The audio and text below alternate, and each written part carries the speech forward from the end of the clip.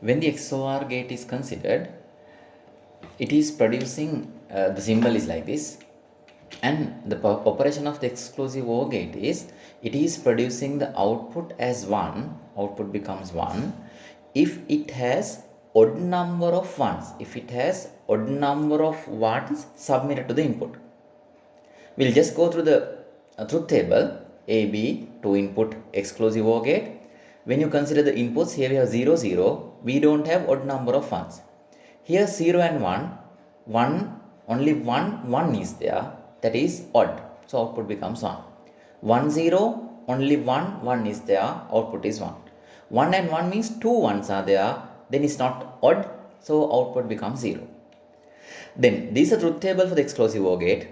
To get the expression, we may go for the SOP expression. So this becomes A bar B, next one A B bar, and we add them together. So this is the equation for exclusive OR gate.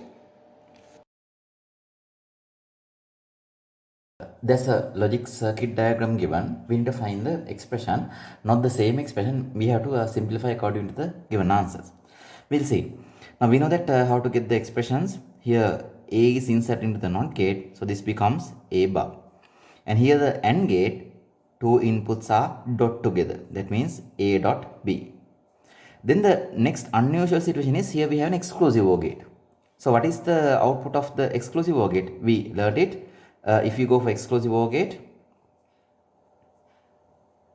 if you submit P and Q, what would be the output? Normally we write X as P dot circle Q, but the real basic gate expression is P bar Q plus PQ bar. So that's a pattern. So PQ dot, but at a time P bar Q, the other time PQ bar and P bar Q. So that pattern has to be used to get the expression at this level. Then one side A bar, other side A dot B. Then we'll say that A bar as it is. Now remember that this is A bar, that's the insertion. So I may say that A bar. Then this part has to be inverse. Then AB inverse. Plus the other side AB as it is. And then this has to be inverse. Unfortunately it's A bar, it should be A double bar. Then we have another NOT gate to pass through. That means there should be a complete OR bar on top of it. So if I rewrite it, A bar, AB over bar plus AB, A double bar, a complete OR bar goes. Now this expression is not available as it is in the answer, so that I have to rewrite that and simplify as much as possible. So now I am rewriting it. A bar, AB complete bar plus AB and A double bar. There's a complete OR bar going along with that. Now for the simplification, we know that we have A double bar part, so that can be easily reduced. A double bar goes for A, that's the reason. And then we have a complete bar. We can reduce that using De Morgan's. Right. Now next statement, it turns into A bar. Because of the De Morgan's, this turns into A bar plus B bar. We all know about De Morgan's. And then this is turning into AB. A double bar cancels, becoming A. And don't forget to keep that complete OR bar. Then we have a bracket. We can expand that bracket. That is to say that distributive law as well as A dot B dot A. That means we have A dot A available, right? With the commutative law, this A goes to this. So closed by double A is there. That can be reduced into single A. So I'm using two laws here.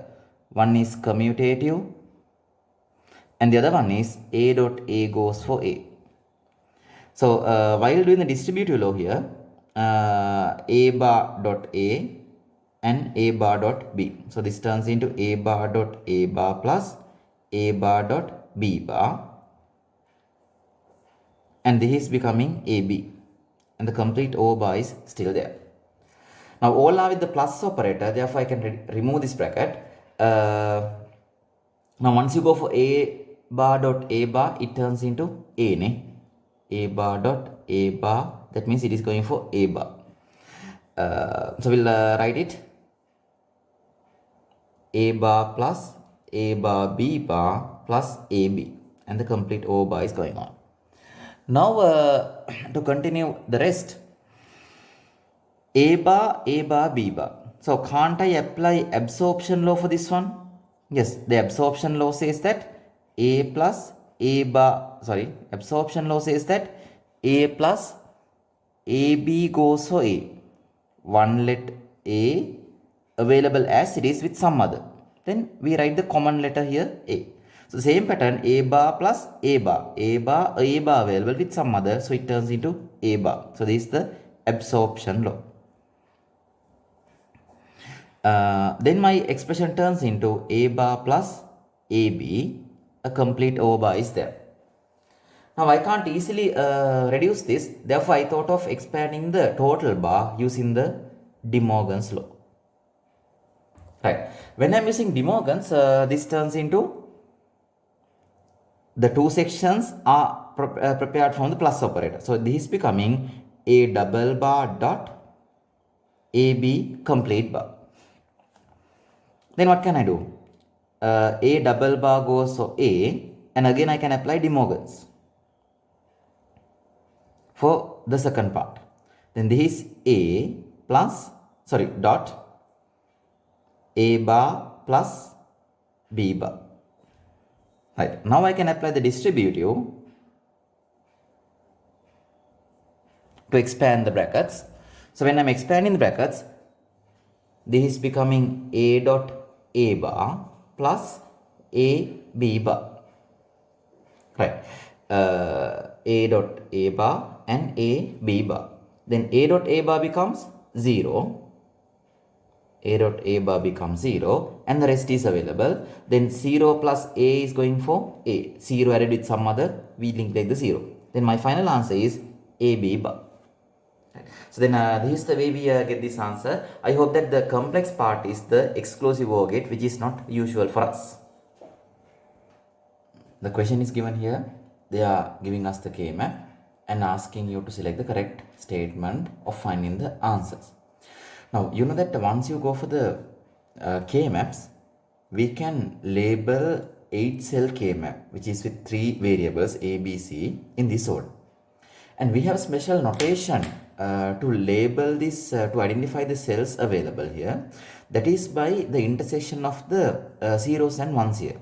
We know that 0, 0 means here it's A bar, B bar. Here it is A bar, B. Here it is A, B. Here A, B bar. This is going for C bar and C. That's a notation. And once you go for a cell like this, we can label that cell with the intersection of the letters. That is A, B bar, C bar. And this cell is labeled using A, B bar, C. That's fine.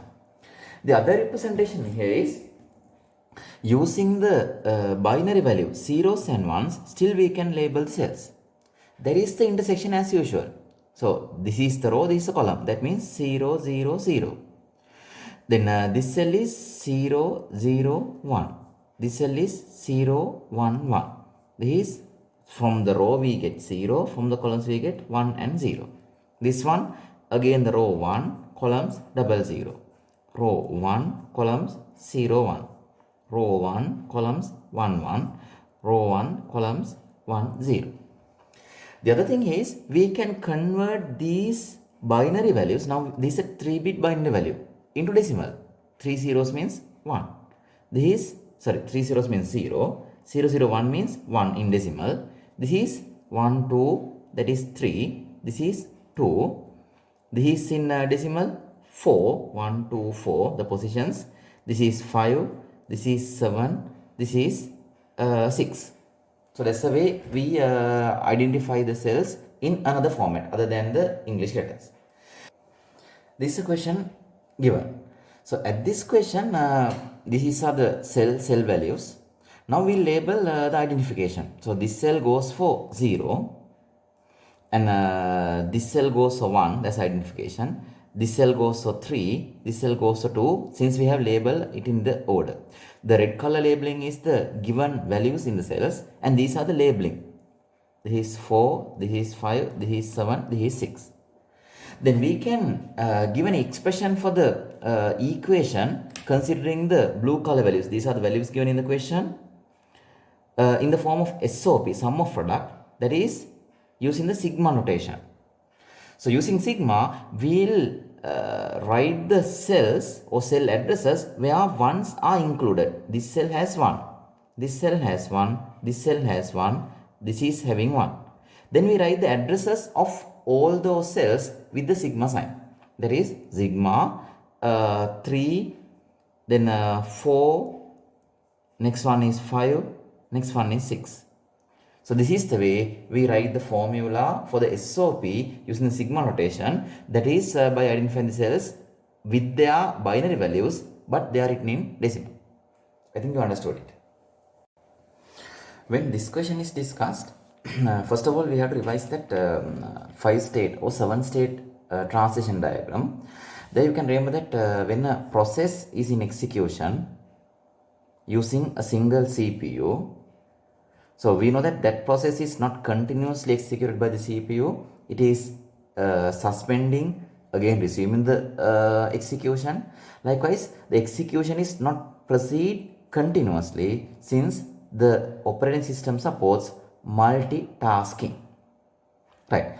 Under that situation, you can remember that when a process is started, it should be admitted to the ready queue at first. So this is first work. Then once it is in the ready queue, it may be dispatched. It may be sent to the CPU to get the execution when everything is ready. You can remember that once you start it, it is not with all the requirements. Then it has to collect the requirements, the input, even whatever the other values has to be collected. Then it's in the ready level. Then when the time comes, it goes to the running state. But running is not continuously done. The timer, the operating system, gives a certain time or gives a certain condition to interrupt that and go back to the ready state by giving another process to execute.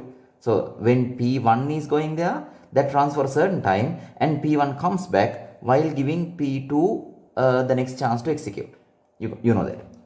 Next thing is, when a process is executing, it may wait for input and output. Sometimes when the process deleting a file, then once you click on the delete button, it gives a message, are you sure you won't delete the file? Then it is asking question whether it's yes or no. Then that's an input from the user. Until the user gives yes or no, the output, the execution can't be proceed. Therefore, it's in the block state, not in the ready level. Right. So then waiting for the input. Once this yes or no is confirmed, now the input output is confirmed, so the ready state will be there. Now the process goes to the ready state. Then when the time comes by the operating system, it goes to the running state. So this is the way we continue the execution, and once the execution is finished, it goes to the exit mode by terminating the process. Now this is the 5-state diagram without using the virtual memory. Now this has to be mapped with the question given here. Now the positions are going in different order. The block state comes somewhere here. This is a running state, ready state. Now we have to label the arrows given here. Then the first arrow is given as input becomes available. So input becomes available. The wording is quite different. So we'll see what that matching statements are. Now this is the running state, this is the ready state, and the block state. We know that running goes to block. The process in the running state goes to block because of IO wait. So that is A. Then what is that description? Process blocks for input, isn't that? Process is waiting for input, blocks. It's not continuing. That is A. Then scheduler picks another process. Input becomes available. That means once the input is submitted, it goes to the ready. That means this is going for D. Then running and ready, dispatch as well as interrupt. Those two are told here. What is that? Scheduler picks another process. Scheduler picks the process. Scheduler is picking up a process for execution, that this ready to running will be picking up a process. That means the process is taken and continue the execution. So scheduler picks the process, goes from ready to running. That means this is C. This say that scheduler picks another process. Why? Scheduler picks another process, therefore this current process has to go back. That is means interrupting. The current process is interrupted, goes to the ready while picking another one. So then this should be the B level. Only the difference is the wording. So then the answer is, for the first one it should be D, for the second one it should be B, for the third one it should be A, for the fourth one it should be C. I think you got it. This question is about the half adder. Usually half adder has two inputs to add two bits, and it has two outputs. One is the sum out, other one is the carry out. If we go for the truth table, it has two inputs A and B, and the output sum as well as the C, that is the carry out. Now half adder representing adding of two bits, like in this usual addition. If we add 0 and 0, that means A becomes 0, B becomes 0. Then the output is 0. That's our normal binary addition. And we don't have any carry out going to the next column. Therefore, the truth table becomes A0, B0, the sum is 0 as well as the carry out is 0. Since we don't have any carry out, we don't have any sum to be produced. Next situation is 0 and 1. That means A becomes 0, B becomes 1. When 0 and 1 is added, the sum becomes 1, no carry out to the next column. 0, 1, sum is 1 and carry out is 0. Next situation is A1, B0. A1, B0, sum is 1, no carry out to the next column. So the third row, A is 1, B is 0, sum is 1, no carry out to the next column. The last situation, 1 and 1. That means when you insert 1 and 1 to the inputs. 1, 1, sum becomes 0, carry out becomes 1. Answer becomes, in the binary addition, answer is 0 while sending 1 to the next column. Then 1, 1 in the truth table, sum is 0, carry out becomes 1. So this is for the truth table for the half adder, since it has two outputs. And if you go for the circuit, it is going to have exclusive OR gate to represent the sum operator and the AND gate to represent the carry out operator. Right. Now, when you go for the question, the statements are, the question is telling that assume that a 2-bit A and B are given to the half adder. Which of the following statements are correct with respect to the output of the half adder? The first statement says it always produces 0, 0 as the output. Is that producing 0, 0 always? No. We have 1, 0, 1 and many more different situations. Output becomes 0 when both A and B are set to 1. A and B are 1. When A and B are 1, our sum is 0 but carry out becomes 1. Then when both the inputs are 1 and 1, output becomes 0. We can't say 0, we must say what happened to the other output as well. Then we must explain two outputs in the half adder. Therefore, this is not correct. When A is 1 and B is 0, it gives 0 as the output. Again, it talks about only one output, but we have to have two outputs mentioned. Therefore, the second statement, third statement are completely out.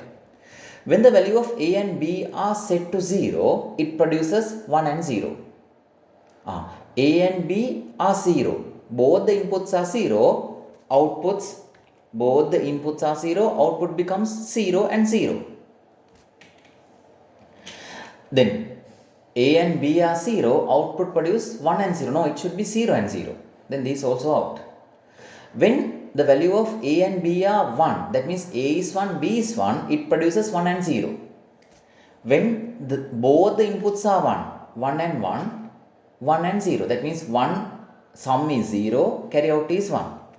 According to the answers, A and B are 1, it produces 1 and 0. It's correct, right? Why?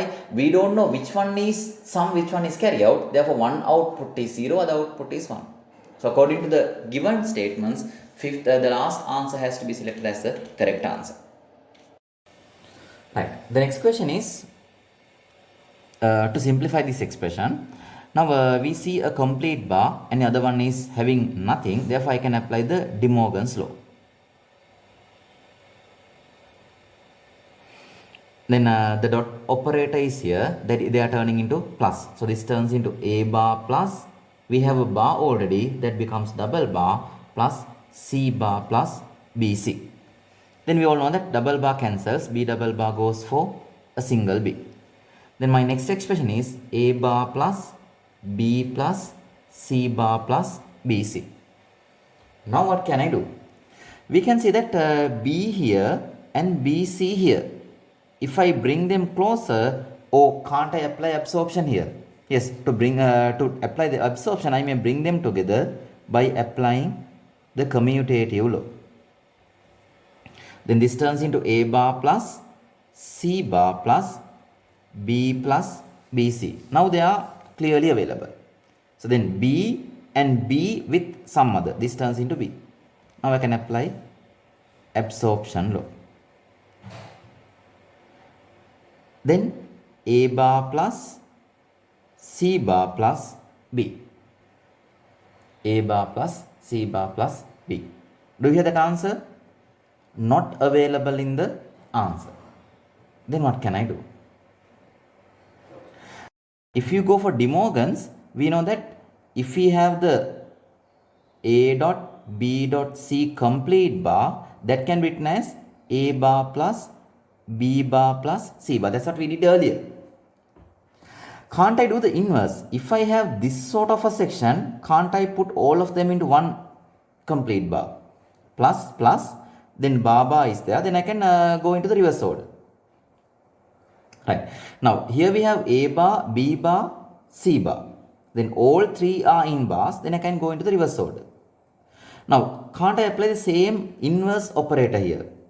Here A bar is there, C bar is there, but B doesn't have a bar. Then if it doesn't have a bar, I may have double bar. Then what happens? In this case, it comes with a bar. When that double bar comes, that is cancelling the bar, it becomes B. Now we have that arrangement, then can't I write this part in this order? Then it becomes A dot B bar dot C complete over bar. Did you understand what we did? Now do we have this answer? Yes, this is available. So that's the correct answer according to the MCQ.